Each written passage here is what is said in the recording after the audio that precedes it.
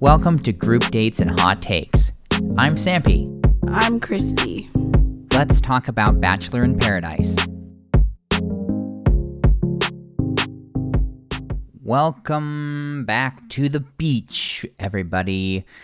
It's a new week in paradise. You ready to get this show on the road, Christy? Yeah, one quick thing before we get into the episode. Ooh. I don't know if you saw this, but Gabby was asked after one of her Dancing with the Stars performances, what's going on with her and Eric. And this was her response. Life is just really busy for the both of us right now, so I understand their concern, but we're kind of just, going forward with each of our individual interests and supporting each other from afar. I'll be totally honest with you. That does not sound like they're in a relationship. That barely sounds like a friendship. Do you agree with that assessment? Yes, everyone basically thinks they're broken up. I guess she doesn't want to alienate people before her run on Dancing with the Stars is over.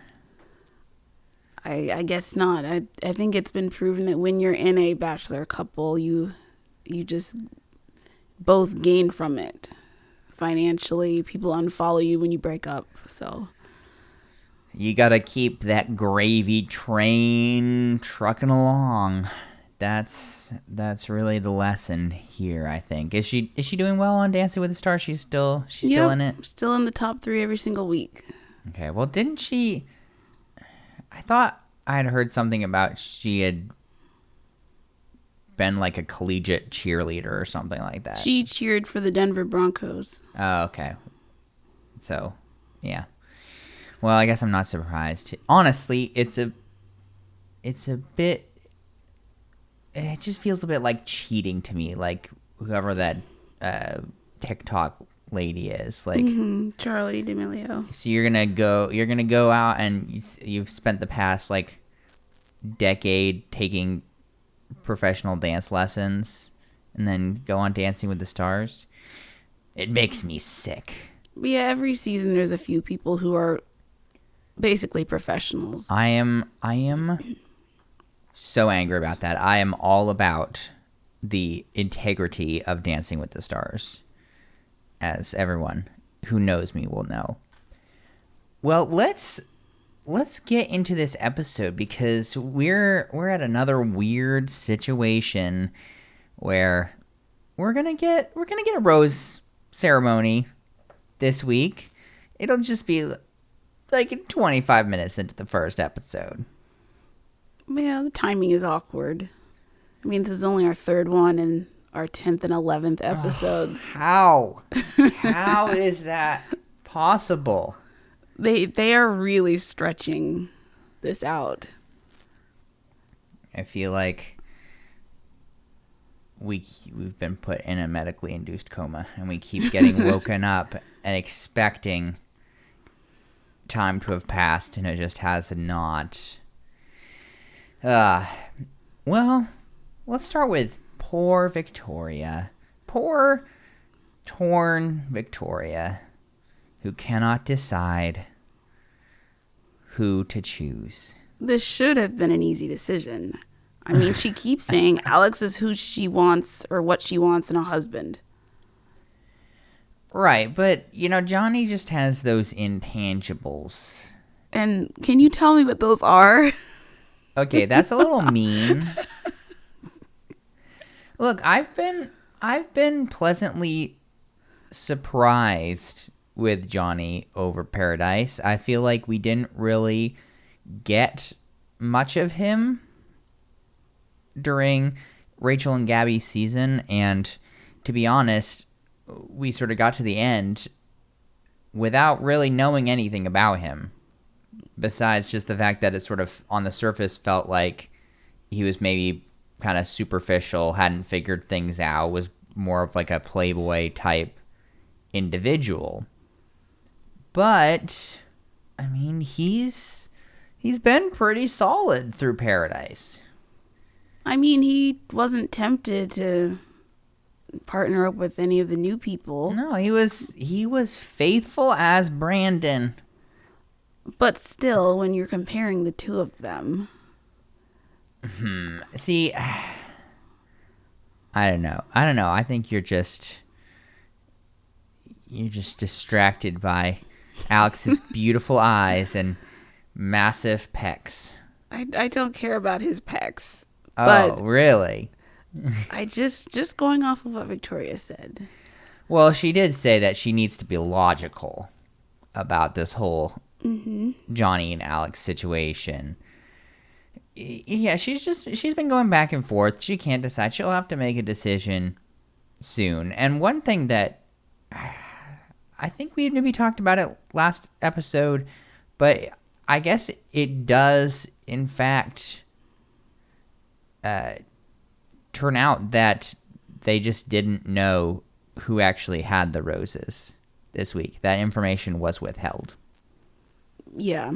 But I guess there were more men than women, so that means women had to hand out the roses. See, I feel like producers just wanted to wait around to see what would happen and what would be the most dramatic thing possible. With all of the people coming in, especially all the people who have been just straight up leaving. Well, I think that's part of it, because we've had a lot of women leave just like on their own, and so that also decreased the numbers. Yeah, I just feel like there are enough. So with the Victoria, Alex, and Johnny love triangle, then there's the other love triangle as well. Like it's maximum drama, but that's my opinion. At least I think they just waited and they're like, let's just see which side will be more dramatic to give it to, and so the women do end up getting the roses. But do you know anything about the Sarah situation? She posted on Instagram. I think it might have been like her grandmother died, something like that. So Sorry. I was just gonna say Jessie tells everyone that she had to leave. Yeah, she had a family emergency. I just this may be a little calloused, but is a grandmother dying really that much of an emergency to sacrifice all those Instagram followers? Apparently it was. No, I love my grandparents dearly. But I do get to be in a bit of a cynical mindset. She might have also been like, well, not knowing she had the rose and everything, but and she didn't really have a whole lot going on there either with the Logan and Jacob and just all that nonsense going on. And then Jessie decides to stir the pot and talk to Johnny and Alex in front of the whole group about how they're both interested in Victoria, which of course was very awkward. Yeah. So, fellas, how do you feel about this situation that one of you is going to be going home? That Victoria is just going to reject and break one of your hearts. Why don't you just tell the class expound on that. how you're feeling? We also had this segment about the women's mess, which I found interesting. Apparently, it's really gross in the women's room. Not surprised. There's ants in the shower. The new ladies are claiming this mess didn't happen until the original people came back. But the original people are claiming the mess didn't start until the new people came. I didn't really see the point of this interjection here. I mean, remember I said they're just filling time. This is something that would have been cut in previous seasons. Why we're on episode 10 already? Why is this necessary? It isn't. I did watch that and think to myself, it's probably all of them. because I have heard stories about the horrors of women living spaces and bathrooms that I mean, it's not great. would shock the most cold-hearted person. You know, some people are just nasty human beings. Oh, absolutely. Yep. So that's great. So I guess we have to talk about Jacob and Shanae. You know, this is another segment that, you know, I didn't really need to see, but they gave it to us anyway. So for some reason, they have charcoal toothpaste, which is about the messiest possible thing you could do. Yeah, well, they brought it in because for some reason, Jacob and Shanae both have this super weird obsession with teeth. I mean, there was like a flosser.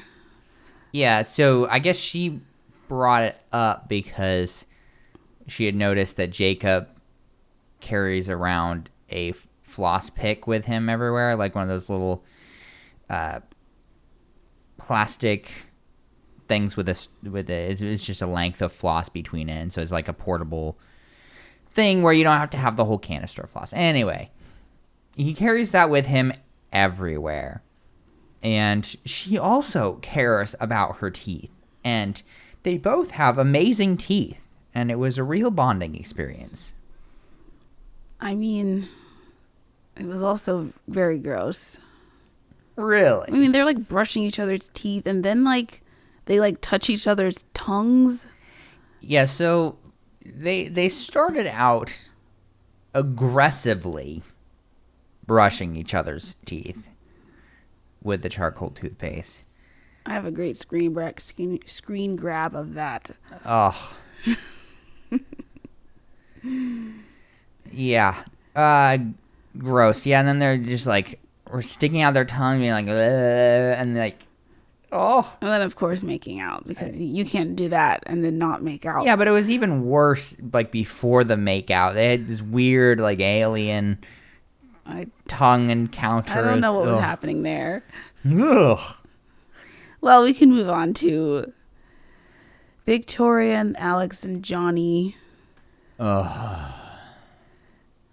So we are led to believe she is still torn, even though the rose ceremony is Imminent. about to happen. I guess Johnny finally is like saying that losing her would be scary. I guess that was enough to save his position.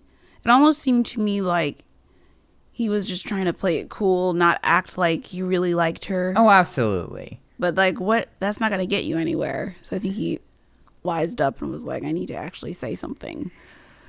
Yeah, I will never not be scratching my head when contestants like spend an entire couple days moping around off by themselves when they want something. It's just like, what are you doing? This is so counterproductive. Nothing is going to happen like you want it to happen unless you go and inject yourself into their life. Nothing. That's true. They're not going to care that you just spent 48 hours huddled underneath a wicker chair on the other side of the resort. Like, that's not how this works. You got to be bold and have a plan of attack and go for it. It's what you got to do. But a lot of the time, it just doesn't happen. I mean, we saw what was going on with Logan and the whole Shanae thing, where he was like, like, yeah, limp fish. Like, what are you doing? People are too like laid back. If you want this to continue, you gotta work your little butt off for it. Should we move to the rose ceremony? No. Only because I have one more thing to say, which is if for some reason Danielle has a very high opinion of Johnny, and she thinks that he is a doll. That's all. I guess she's gotten to know him well. I guess so. Well, you wanted to move to the rose ceremony, so let's move to the rose ceremony. Were there any surprises here for you? The one that was a surprise for me was Florence and Alex. See, that wasn't a surprise for me, and I'm going to get into mean territory again here, but it wasn't a surprise to me because Flo had nothing going on. She has been a complete non-entity for her entire time here at the beach.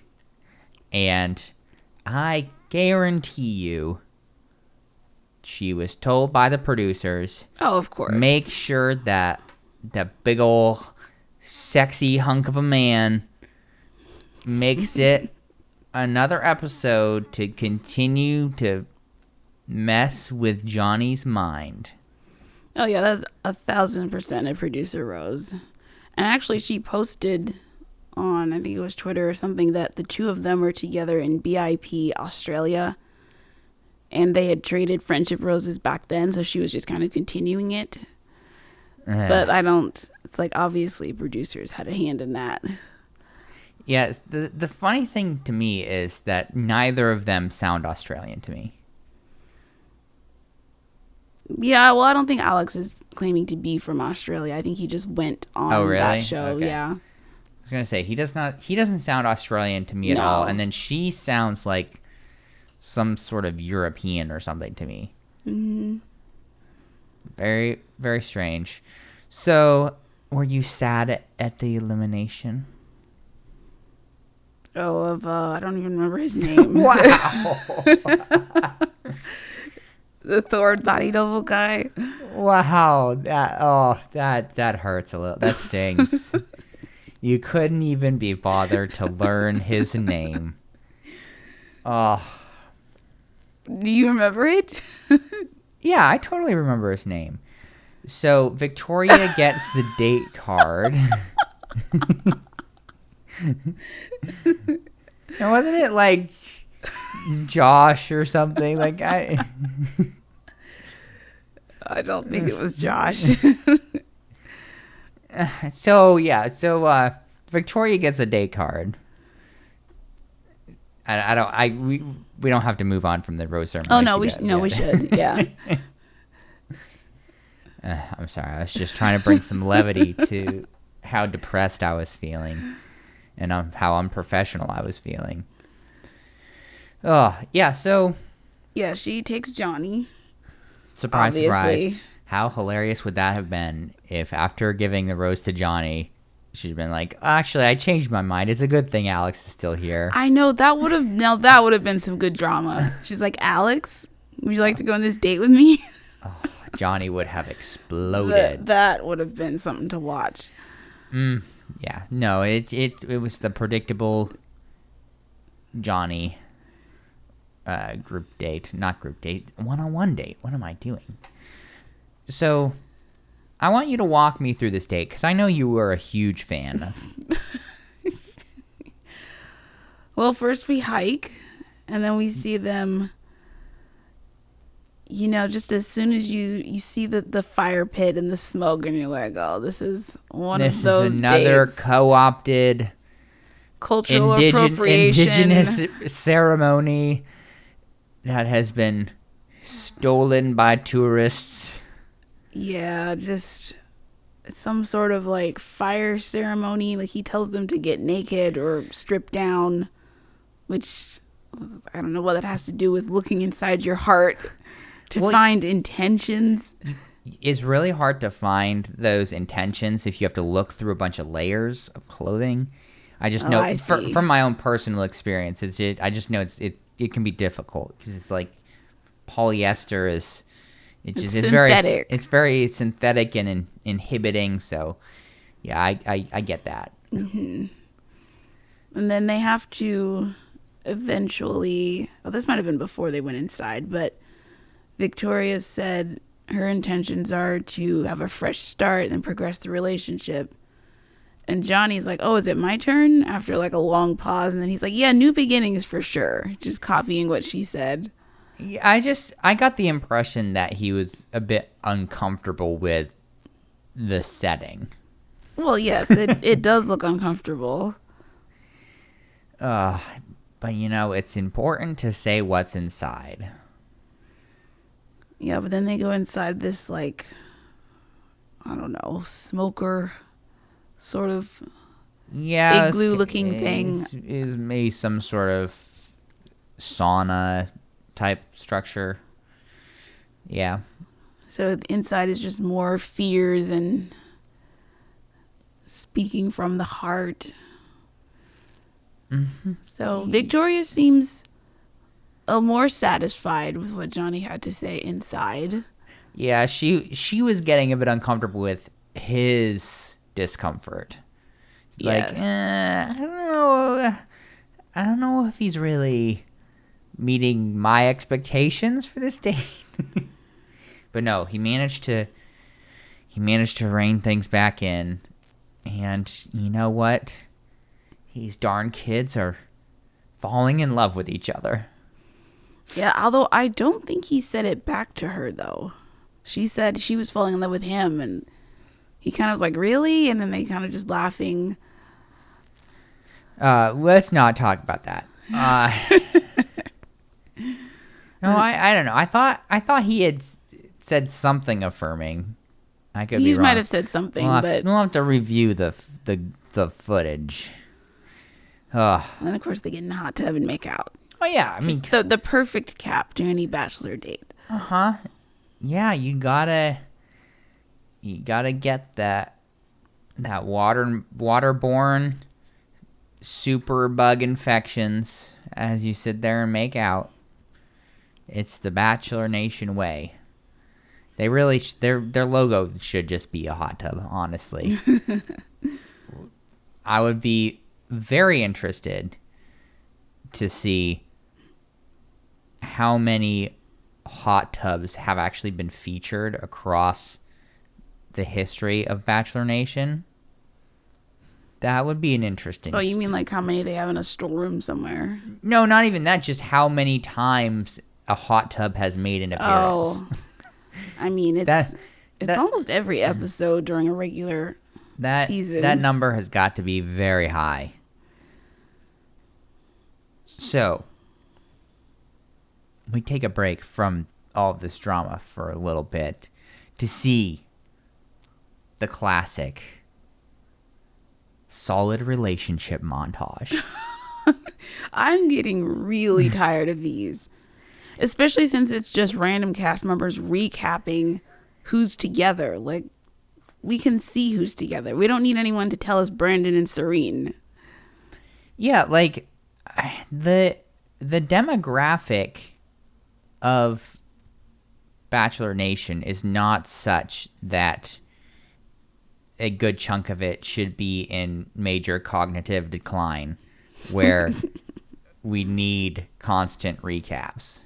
So personally that is a bit annoying to me, generally. Very annoying.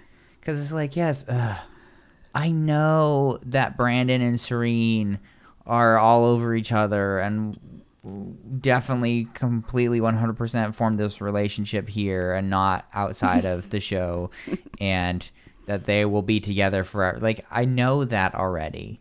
I didn't forget. It just, like, happened. Yeah, just really nailing it home. I will always complain about that. So, back to the real meat of the show. Oh, I guess we should talk about Justin. Yes. Entering. Jesse acts surprised to see him. Like, oh, what are you doing here, man? Nobody is fooled by that. Or I hope nobody's fooled by that.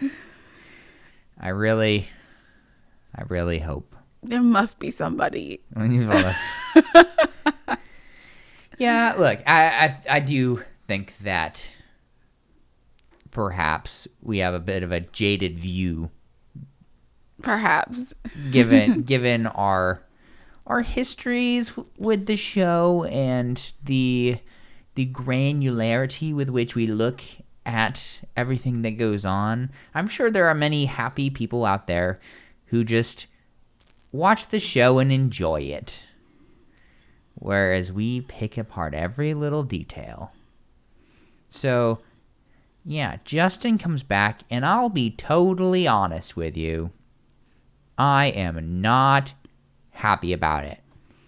Yeah, once you get sent home at a rose ceremony, I think you should be gone. I agree with that. I don't so much agree with that if you just have a mental breakdown and leave of your own accord. However, it got under my skin. It irritated me. And I wasn't pleased, because it's another one of those producer gimmicks, where they're like, well, who can we mess with now? Oh, Rodney seems to be happy. Let's send in Justin so that he can steal Eliza. Yeah, Justin said he caught wind of Eliza potentially being there. What a bunch of baloney. Like, okay, a producer told him, hey, Eliza's down here. You want to come back? Like, I wish they would just talk the way things actually are. Yeah, I feel like we've gotten to the point in history where there's so much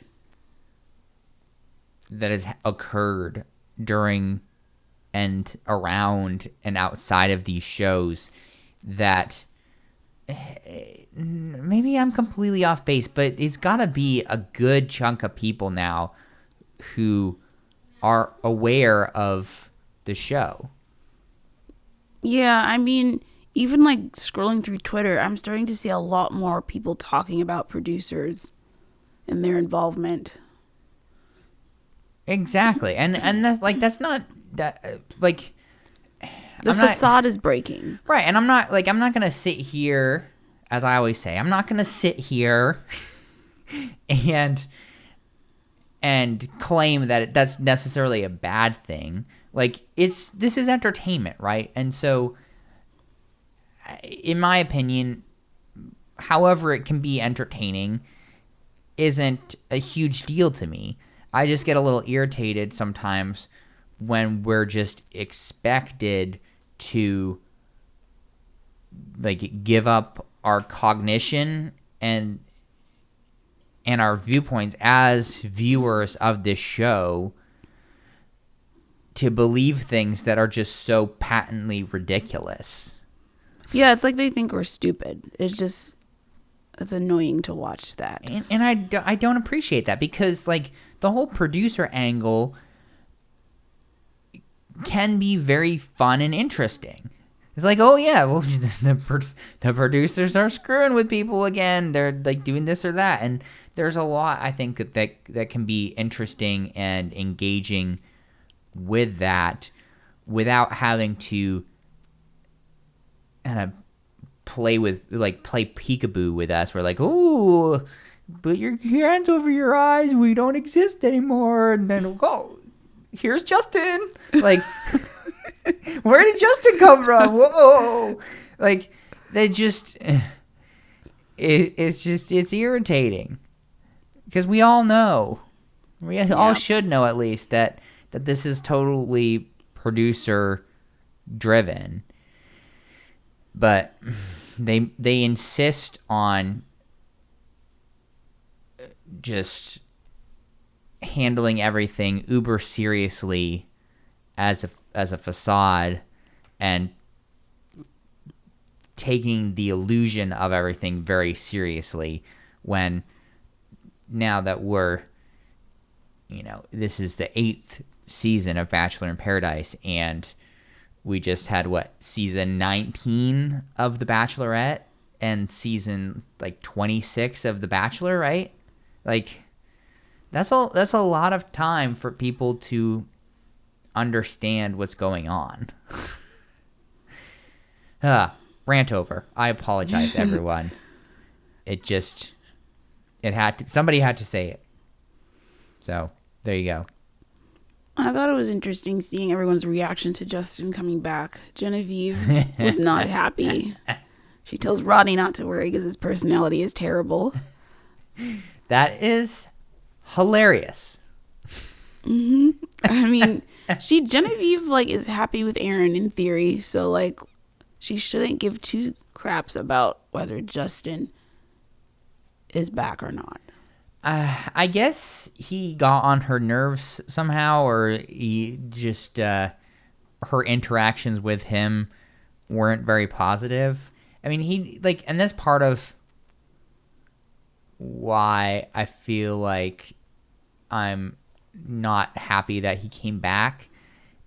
Is he played the game and he lost. Yep. Fair and square. Yeah, he tried to do all of his things with everybody, and he tried to juggle the ladies and all this stuff. I mean, it wasn't as bad as Romeo, but there was a certain amount of shenanigans going on, and it didn't work out. The end. But no, it should have been the end. Not the end. So yeah, Genevieve did not have a positive perception of him after that. And so, of course, the whole reason he came back was because he really he wants to take Eliza on this one-on-one date that he got. Mm-hmm. I mean, he wants to take her so bad. So he eventually chats with Eliza, and she says yes to going on the date with him. Yeah. Which let's put a pin in that. We're going to talk about Aaron and Genevieve again?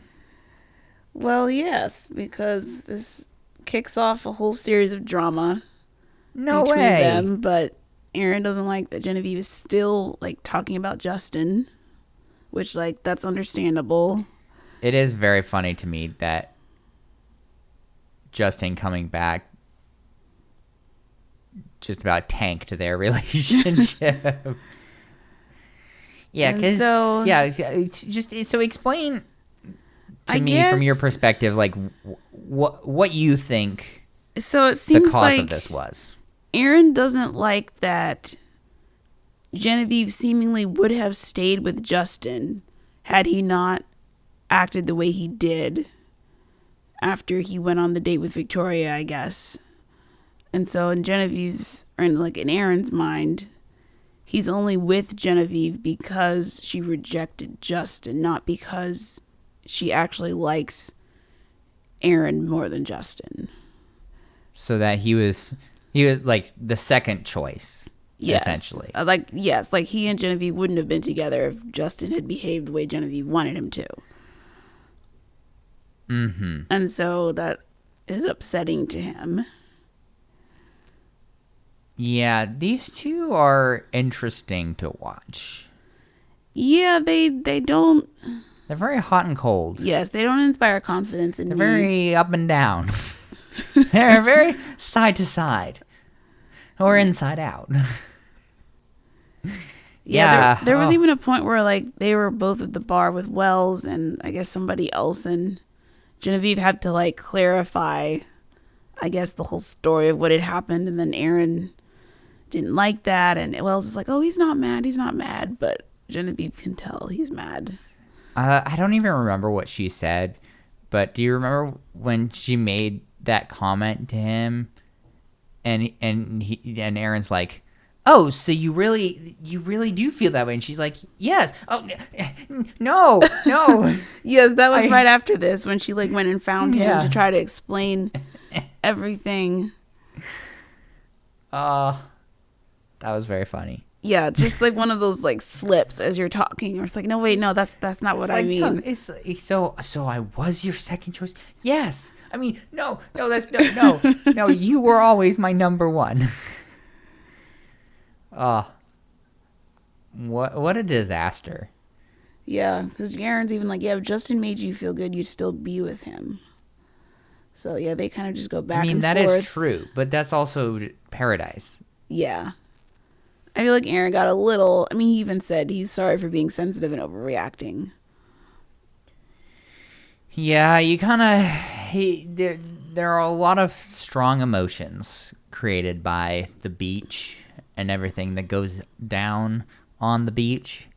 Yeah, this was also just like a blow up over something so small. Like just the semantics of talking about what happened in the previous, like in the past. Yeah, so, should we go back to the love triangle? Yeah, so at this point, I guess this is after Eliza has accepted the date from Justin. She goes and talks to Rodney.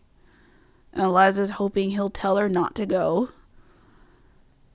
But Rodney is coming from the perspective of, oh, well, if she wants to go with him, like, that's fine. It'll just, if she doesn't like him, then it'll just make our relationship stronger. We'll know for sure we're supposed to be together.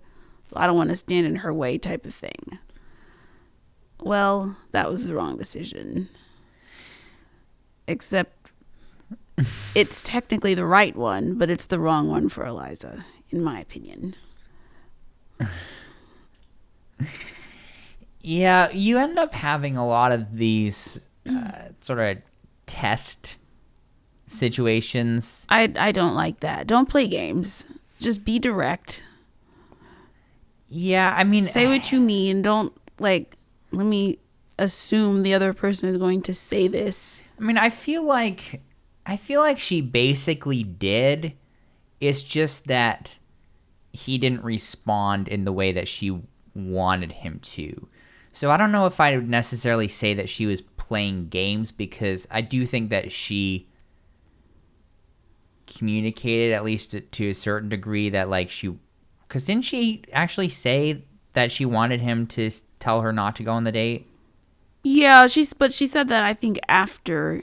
That may have been in like an ITM, but it's yeah, like she basically is scolding him after he said what he said. It's just tough too, because like I just feel like there's no good answer when someone comes to you with this dilemma, because we've seen in the past people have been like, well, I don't want you to control me. I want to have my fun. It's so either like, you don't care or you're controlling. It's like, what are you supposed to say?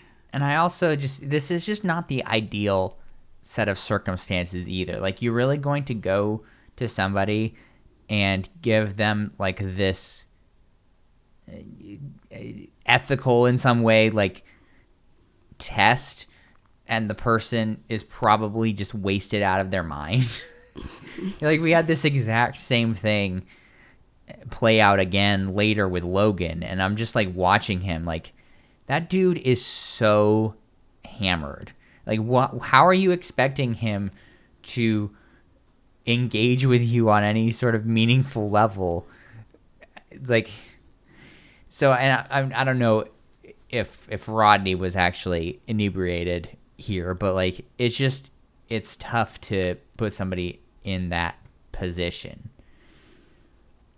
because it's like, I feel like on her end, she could have been perhaps more transparent, or even like she could have led with what she wanted.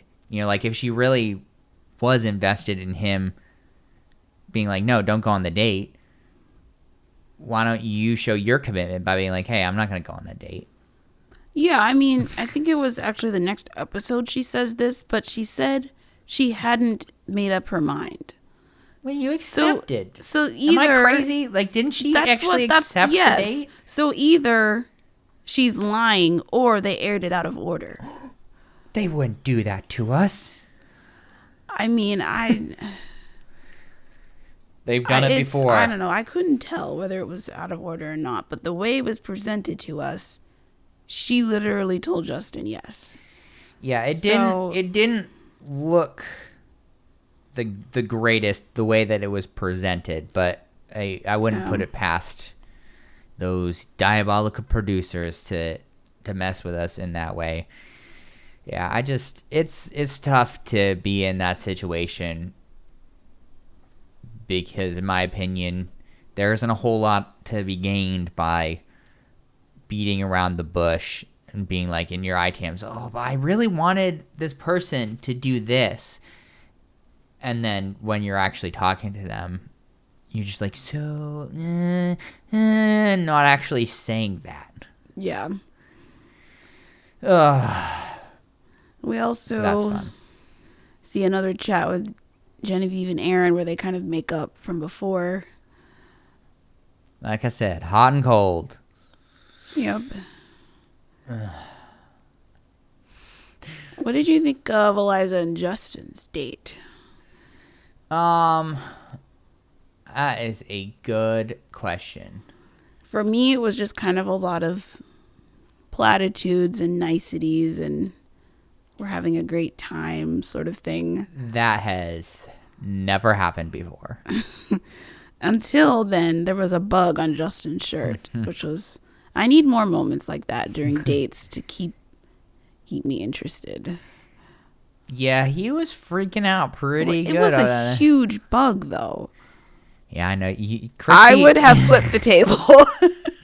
Christy always empathizes with bug and crab related moments. Yes, like the tag at the end of this episode with Genevieve and the spider. Uh-huh. In the interview room.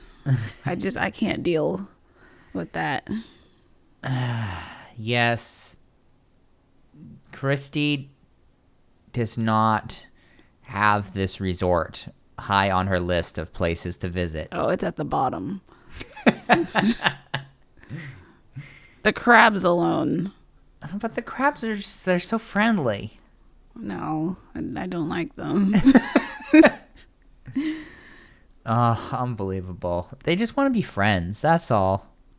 Sure. Christy is only going to resorts with very Air conditioning. Very high creature security. Mm-hmm. She's like, I don't want a balcony. You can put me deep inside the hotel with no access to the outside.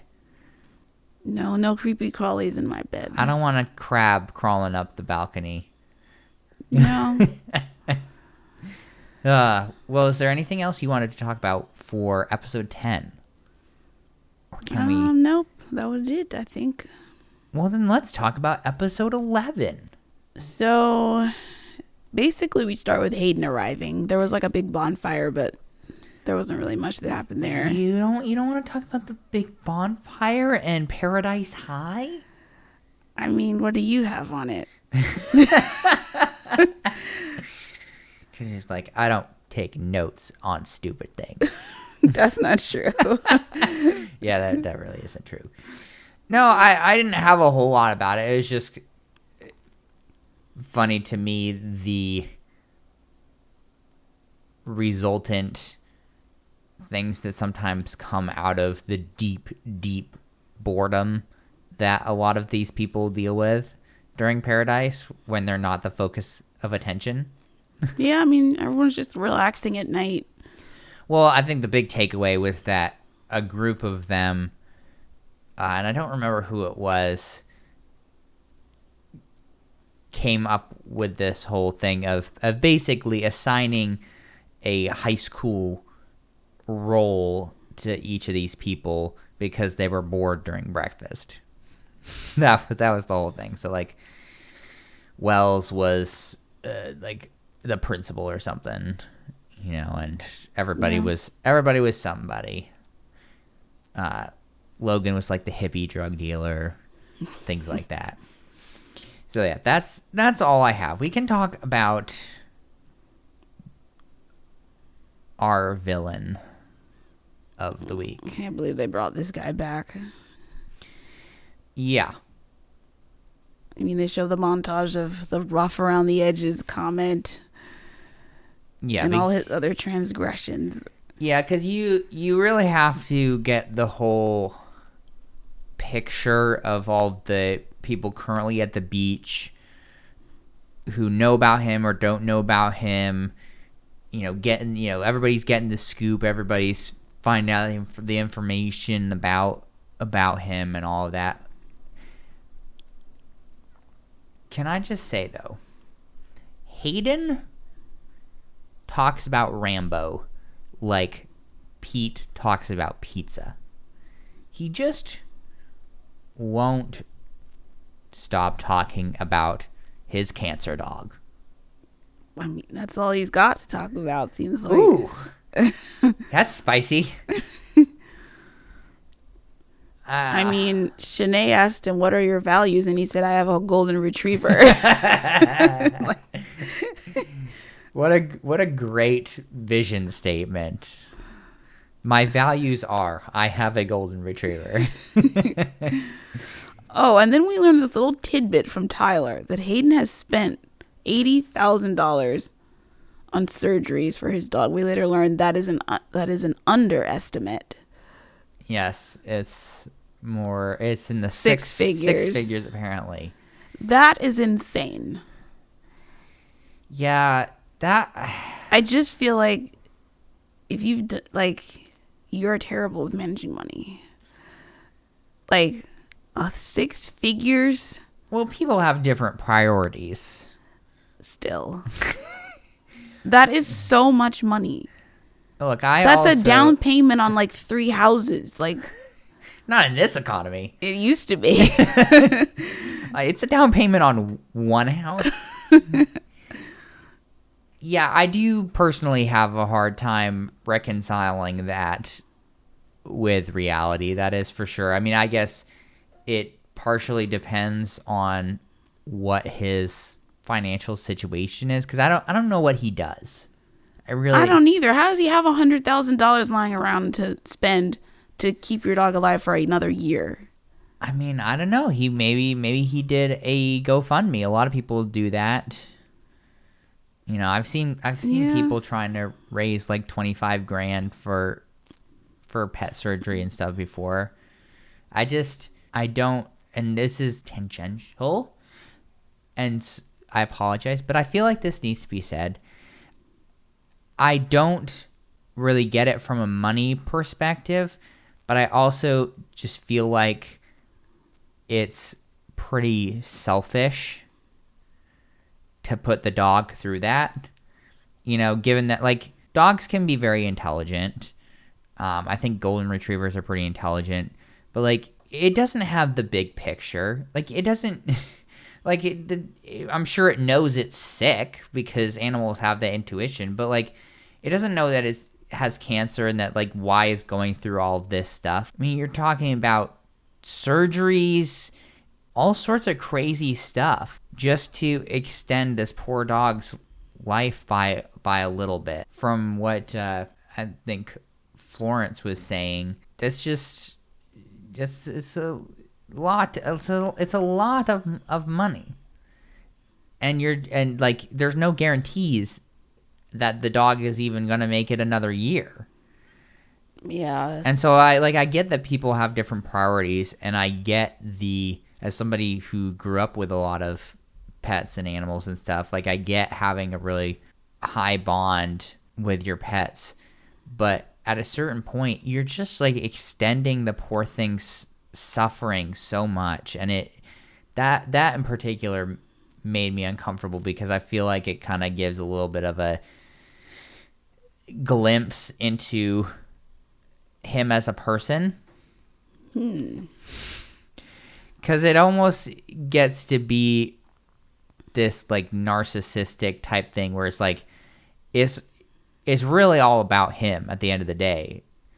Like, that he has this story and this dog that he cares so much about that he's just put all this money into trying to save it from cancer. And that particularly rubs me the wrong way, because I know a lot of people who are very attached to their pets and would go to the ends of the earth for their pets, and those people that I know don't strike me in the same way as this. Yeah, and it also doesn't help that he just keeps talking about it all the time. Right. I guess he feels like he's got to get his money's worth. That's awful. That's awful. I'm sorry, but there you go. So should we talk about who he pulls? Yeah, so he talks to Florence, who just comments on how much she's sweating. Then he talks to Kate. And she basically tells him, ask me and I'll say yes. Not in so many words, but that was the impression I got. Like, she's like, be bold. Yeah, be bold. Like, go after go after what you want, which should be me. Just FYI. Yeah, don't be afraid to step in, even though the seat looks already taken. Man, Kate really came to play this season. Yeah, she is like not holding back. That's the same language she used talking about, right, Jill and Jacob. Oh yeah, the seat's already taken or something. Yeah. Wow. Just very, very strange. So Hayden asks Kate in front of the whole group, and she says yes, basically immediately. It is kind of funny how he had a similar reaction. Again, going back to the Pizza Pete comparison,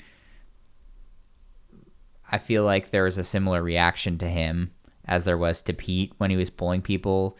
You know, like Florence was like, I don't know if I like the whole like frat boy vibe, and like Shanae wasn't really going for it. And then you get the one that's willing to give it a shot.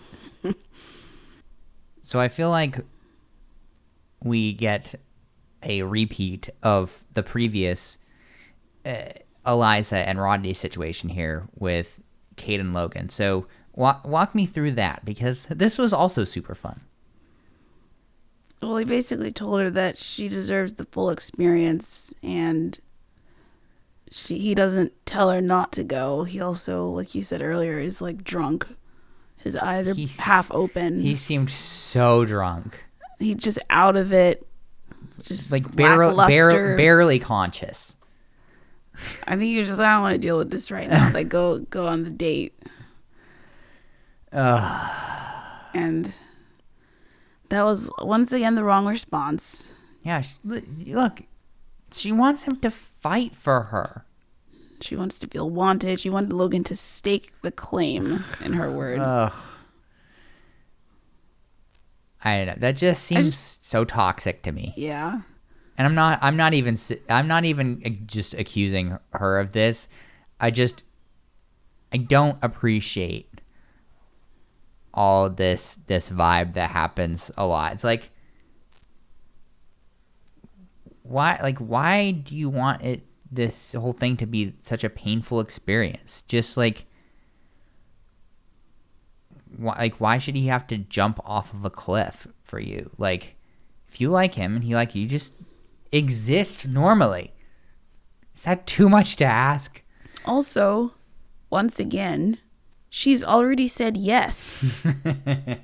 Like, what do you think? Of course he's gonna be like, well, like, you should go do it, because you've already, like, he's afraid he's gonna look like a jerk if he's like, no, you can't go. So I don't blame Logan for not staking the claim, as she put it. Yeah, it's just damned if you do, damned if you don't is kind of the common theme a lot of the time. And it turns out that, Logan didn't really have much to worry about anyway, at least after this episode, because this date doesn't go as Kate thought it was going to. No, he wasn't fearless enough for her. No, they go ziplining. He says it's sketchy. And at one point he's like upside down. I feel like we didn't see how that happened, but one of the segments they made them do upside down. Oh, I thought something went wrong. No, I don't think anything went wrong. I think that was intentional. But it looks like the instructor had to like come out to where he was and like drag him back or something. I mean, he was out there with him. I mean, I guess it is possible it's possible it could have been weird. But from what she was saying later, it seemed like it was an intentional thing. I guess But yeah, no, he was not digging that. There was a lot of screaming as he went woo down the valley. Very funny. So we have more talk about Rambo and the inoperable brain tumor, the 6 figures. Kate is not impressed by this. Let that poor dog go. Honestly, like, I feel so bad for Rambo. So then he also tells Kate about his rough around the edges comment. My observation here was that he really doesn't seem to know how to talk to women. He doesn't know how to read the room either. Well, that's part of it, yeah. I mean, he called Kate all over the place. So he hasn't learned from his rough around the edges comment. Yeah, because then he had to try to explain his comments about where he was comparing Gabby and Rachel to like his ex, I guess, and he was like, "Oh, I don't know if I actually said that." But then he was like, "Yeah, no, I said that. I probably like, said it. It was a joke." He's just clueless. Yeah.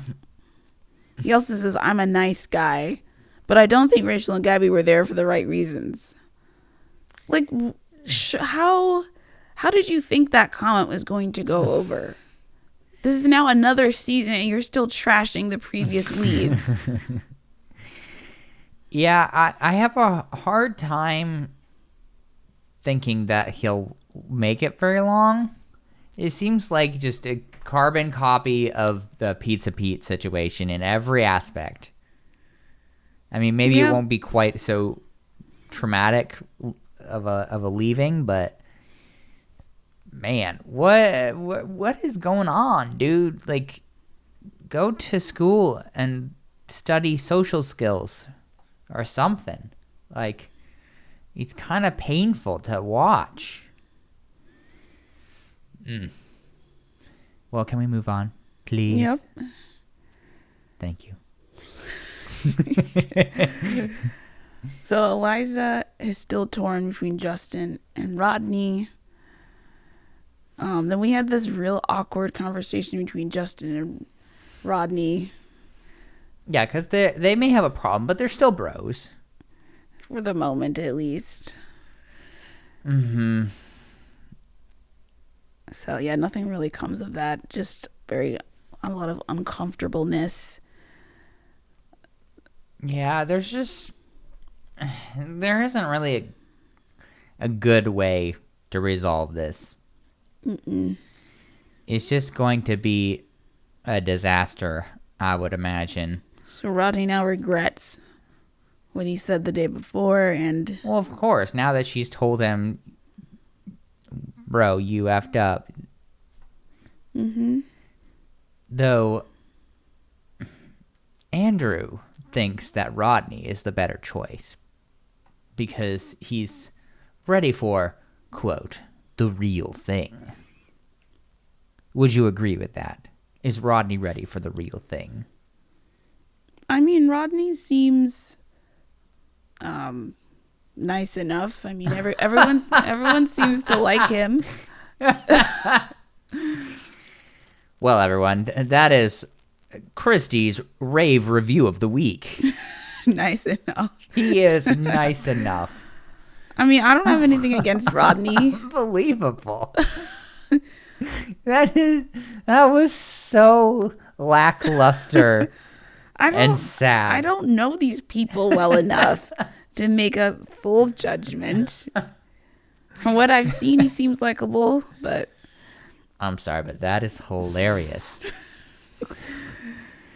Yeah, I mean, I do agree with Andrew here. It feels more like Justin is kind of more interested in playing the field, maybe getting some clout. But as you said, we don't really know. So, I just I'm not very proud of Eliza here, personally. No, I didn't like what she did. I mean, Rodney is basically like, well, I'm going to prove to you that you're who I want. I'll do whatever I can to show you. And Eliza, this is where she said that the decision wasn't made, even though we were led to believe she'd already said yes. Then she says, I would have told him no. Which... Doubt. Yeah. She was like, you didn't seem stressed. And Rodney was like, yeah, I was just trying. I didn't want to make a scene. Like... But she wanted him to make a scene. Like, how dare Rodney look okay? That's the thing, though. She wanted him to make a scene. She wants to be fought over. She wanted him to be like, no, I love you too much for you to go. No, don't do it. She also made a comment about how she doesn't want to have to tell him what to do.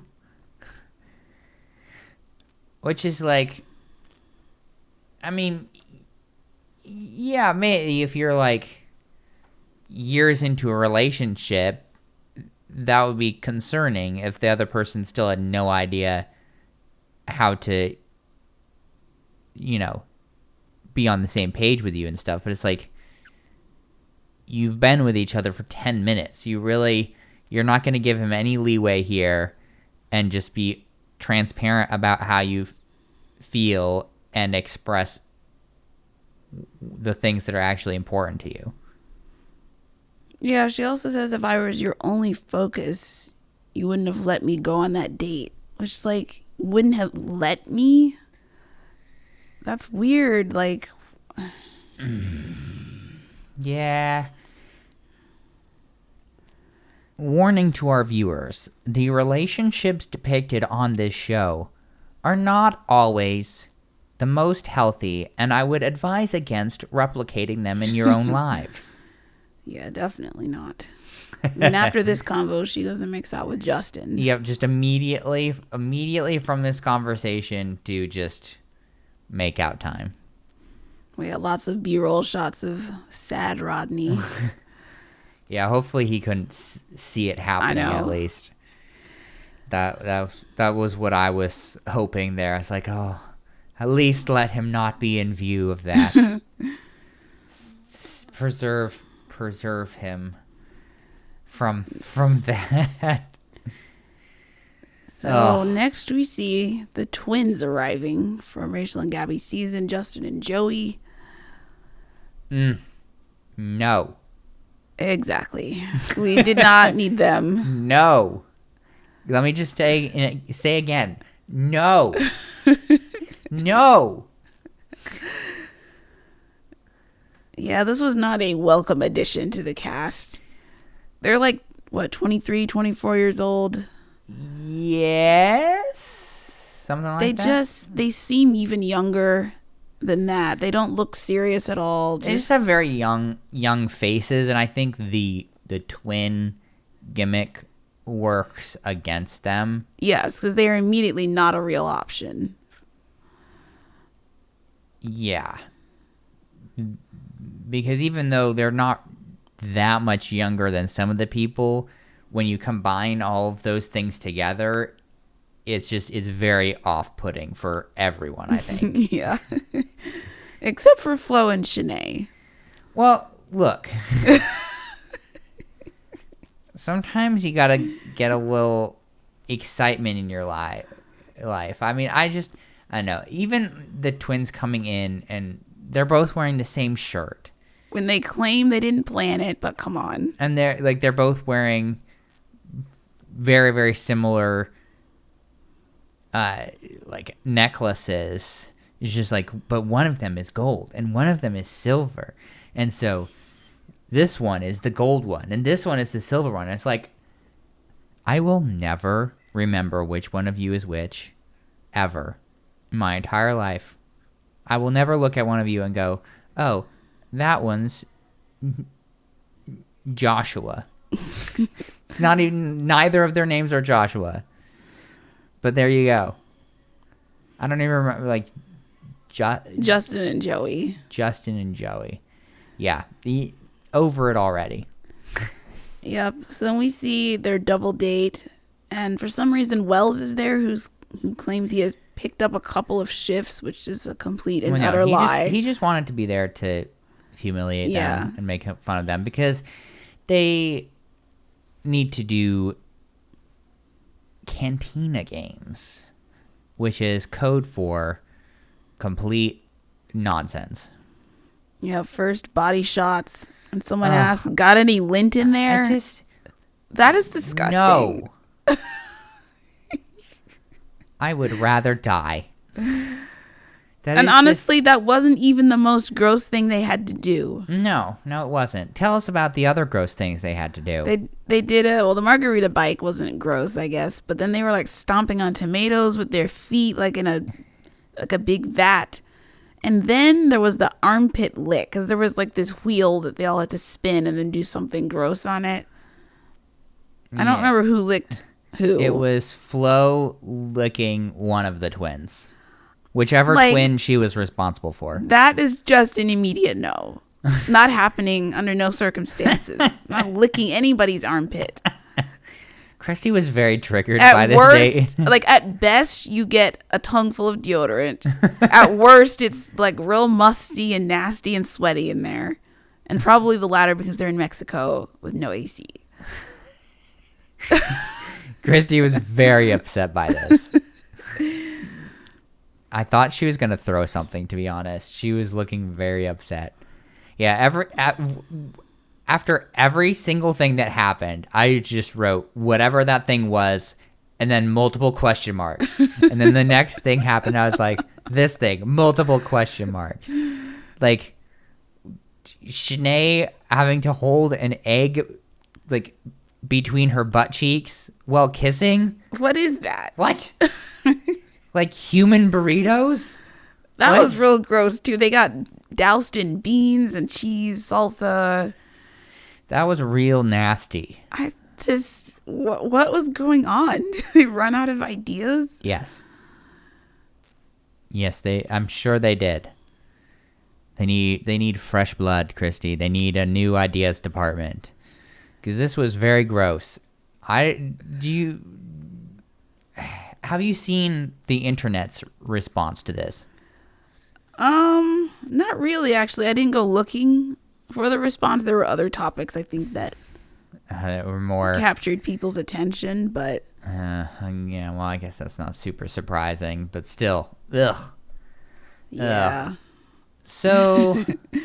So Shanae and Joey win the king and queen, even though there were only 2 participants, really, but... So I guess both couples are like, yeah, we had fun. We should spend more time together. And that was pretty much it. A lot of kissing, though. Yep. I just don't see either of these lasting for very long. Oh, no. To me, these 2 pairs are just like, let's have fun for the day. And nothing's going to come of it. Yeah, I think that's why they sent Wells. Is like, nothing's going to happen. Really, just go and have some fun. Why not get a break from giving all these people alcohol poisoning?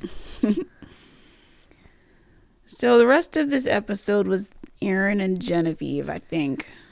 So we have this, like, I feel like we're missing some context here, but all of a sudden Genevieve wants to talk to Aaron. Well, she's just, I think the root of it perhaps is that she wants to spend time with him one-on-one.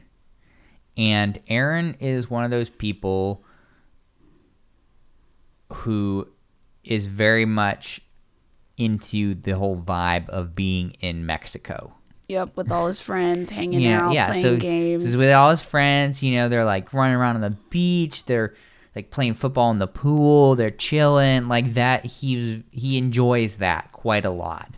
And so I think that pulls enough of his focus that it kind of triggers Genevieve's insecurity.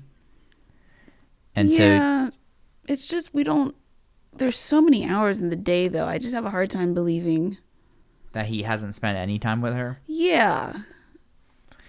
I don't know. I mean, I guess she could be right. It's just, I guess we'll never know. But Genevieve decides to bring this up, like, on the corner of the daybed where, like, just about the entire cast is lounging there. And they start having this argument. And then slowly, as the argument continues, people just get up and walk away, which I found hilarious. A little awkward. I think Johnny and Victoria are like the last ones who were holding out. It's just eavesdropping. Oh, so awkward. Yeah, as we said before, hot and cold. Yep, well, it's cold right now. Oh, it's freezing. Aaron doesn't like that she's making him feel like he's neglecting her. And he says, I've done everything right. No other girl is mad like this. See, I don't know if that's really a claim he can make. You really think he's done everything right? No. That's a little bit of a high opinion of himself in that moment. Yeah, I mean, it's a definitely defensive statement, but still. He also says she is gaslighting him. What do you think about that? I don't think that was an accurate term. Okay. I think it's just like Victoria said later, a buzzword, because he's getting defensive, doesn't like how she's trying to make him look on TV, and so he's kind of lashing out. So I guess how if you think that gaslighting is the wrong term, like how do you feel about her behavior here? Or maybe even like, just in general. I just feel like the two of them don't communicate well when they're upset, or it's like Genevieve's just saying, well, this is what I'm feeling, but Aaron's not responding well in the moment to how she's feeling. I don't know if like Genevieve needs to like just communicate differently with him or something, but they're kind of a mismatch, as we've seen this happen more than once before. Yeah, I think maybe their styles of communication are a bit of a mismatch, maybe.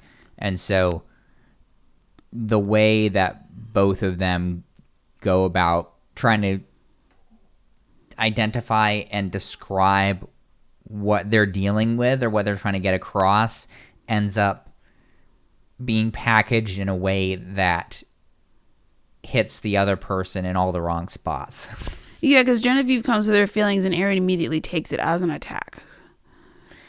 Yeah. So she is losing patience. Yeah, she's like packing her stuff, threatening to leave. Aaron is ranting about this to Johnny, while Victoria is hanging with Genevieve, trying to talk her out of leaving. And then eventually, Genevieve and Aaron find their way back to each other, and she wants to talk. And here's where I think he really went wrong, where he's just now just being petty and rude and annoying, because he's like, well, I don't know if it's the right time for me to talk. Like, why does everything have to be about when you want to talk? I'm like, whoa, that is not what this is about here. Like, yeah, where is this coming from? Yeah, because she asked him if he wanted to talk, and he was like,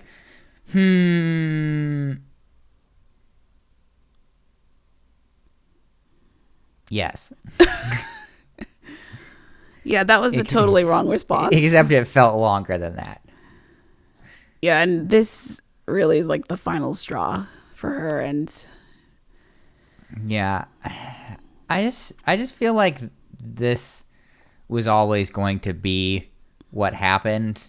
Like they've always been so chippy at each other. Like whenever they're hurt, it kind of goes to this place of maybe not quite tit for tat, but kind of like that environment where they're both super defensive and escalating. Mm-hmm.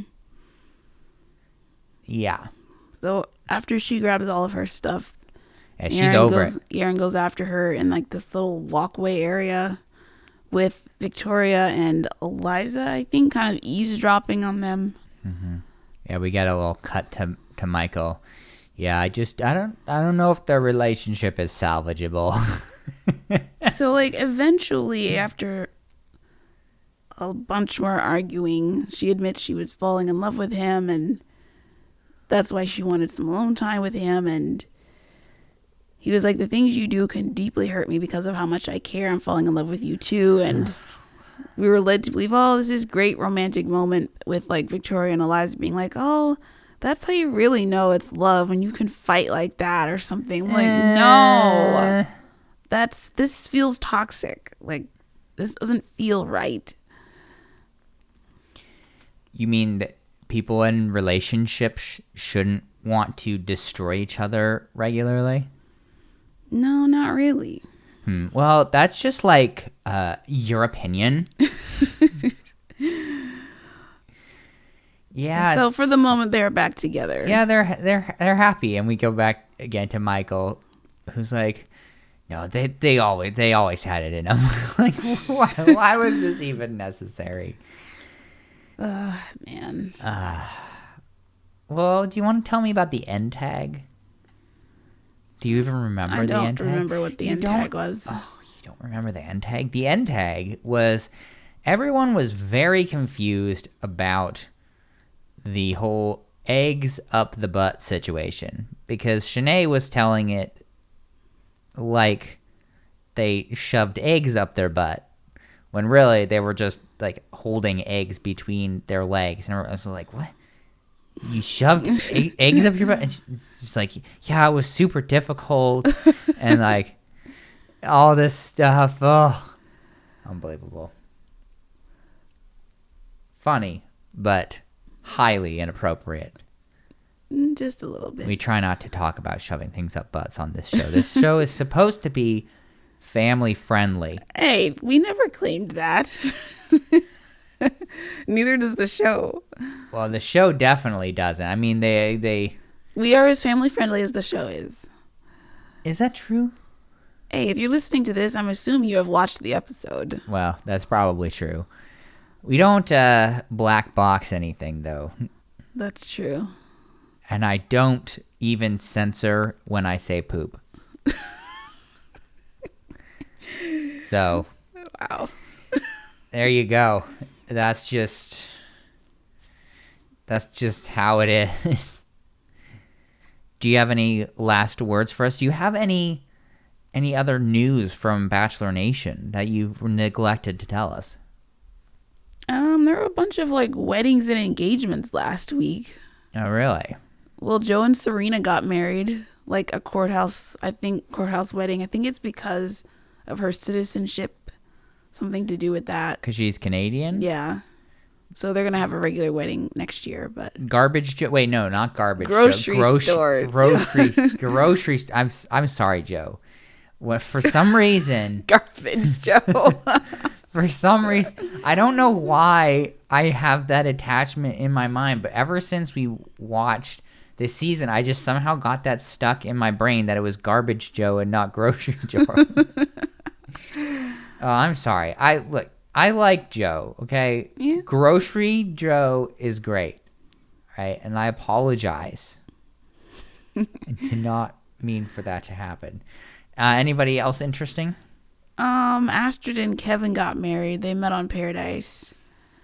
Kevin is the one that Ashley I dated briefly in Bachelor Winter Games before she got with Jared. And then, of course, there was the whole Maddie Prue wedding. No idea.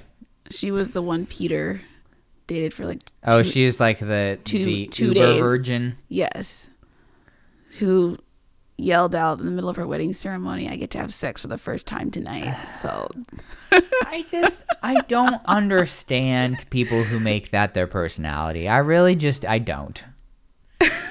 Make whatever life choices you feel led to make, but why the entirety of your personality? Worth the wait printed on the veil. That is so cringe to me. It is cringe, yeah. Why? I mean, the worth the wait could have been about just like the man she's marrying, but everyone, of course, is going to take it the other way. Yeah, because that's, of course, what it actually means. Mm-hmm. Ugh. And then Dean and Kaylin got engaged, but you probably don't know who they are. Nope. So. No idea. Well, that's wonderful news. Yep. They went on a 22-mile hike to get to the spot. Or it's a 22-mile round trip hike, I think. That sounds like a nightmare. Like hell. Wow. That would be an immediate divorce for you. Huh. Well, Christy, you know what I'm going to ask. I ask this every week. How can people get in contact with us? Well, I think the best way is probably social media. You can follow us on Twitter and Instagram at Group Dates Podcast, or you can email at groupdatespod@gmail.com. Thank you. We gotta keep the lines of communication open. We are all about communication on this show. It is so important, as we can see every week as these couples fall apart because they have no idea how to communicate. Very true. Would you like to know the kiss count? Yes. Well, brace yourself, Christy. Hope everyone is sitting down for this, because I counted a grand total of 71. That's right, Wow. 70. So 7-1. 7-1. 7-0-1. That's a lot. Yes. They stayed real busy. Lots of love to go around. So it's always a good time in paradise. There you go. Are you excited, Christy, for next week? I mean, there was a lot of drama promised for us in the previews. I'm sure. I don't remember exactly what was in the previews, but I still don't remember, or not even remember, but like, I don't know. I'm not convinced, is what I meant to say. I'm not convinced that Aaron and Genevieve are going to survive. There you go. No. I said it. I don't think so either. Also, next week is only one episode. Just Monday. Because of Election Day. Oh, really? Mm-hmm. ABC has to do their election coverage? Presumably, yeah. I think all the major networks do.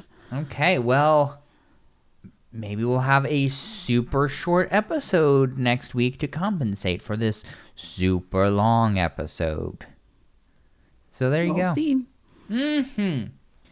Well, everyone, I hope you enjoyed this episode, and we will talk to you tomorrow for Married at First Sight. We will talk to you next week for Bachelor in Paradise and Married at First Sight, and the cycle continues.